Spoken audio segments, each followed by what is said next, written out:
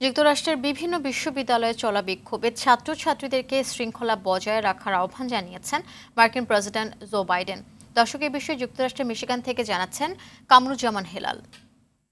যেমনটি বলছিলেন, যুক্তরাষ্ট্রে এখন বিভিন্ন স্টেটে কিন্তু উত্তাল হয়ে পড়েছে বিভিন্ন ইউনিভার্সিটি ক্যাম্পাসগুলোতে যে চলমান বিক্ষোভ চলছে।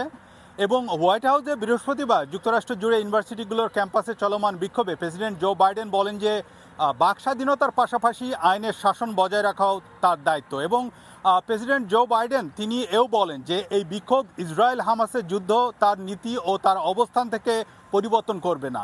ধ্বংসাত্মক আচরণ, জানালা ভাঙা, ক্যাম্পাস অচল করে দেওয়া, স্নাতক অনুষ্ঠান ও ক্লাস বন্ধ করে দেওয়া, এগুলো কোনোটাই শান্তিপূর্ণ প্রতিবাদ নয়। লোকজনকে হুমকি দেওয়া, ভয় দেখানো, নাগরিকদের মনে ভয় ভীতি সৃষ্টি করা শান্তিপূর্ণ প্রতিবাদ নয়, এটা আইনের বিরোধী। এবং গণতন্ত্র টিকিয়ে রাখতে ভিন্নমত পোষণ অত্যন্ত জরুরি, কিন্তু ভিন্নমত পোষণ করতে যে বিশৃঙ্খলা এর মাধ্যমে অন্য ছাত্রদের সেমিস্টার ও কলেজ শিক্ষার অধিকার বঞ্চিত করাটা কিন্তু কখনোই কাম্য নয়। তো এই বিষয়ে আমার কাছে এই ছিল সর্বশেষ।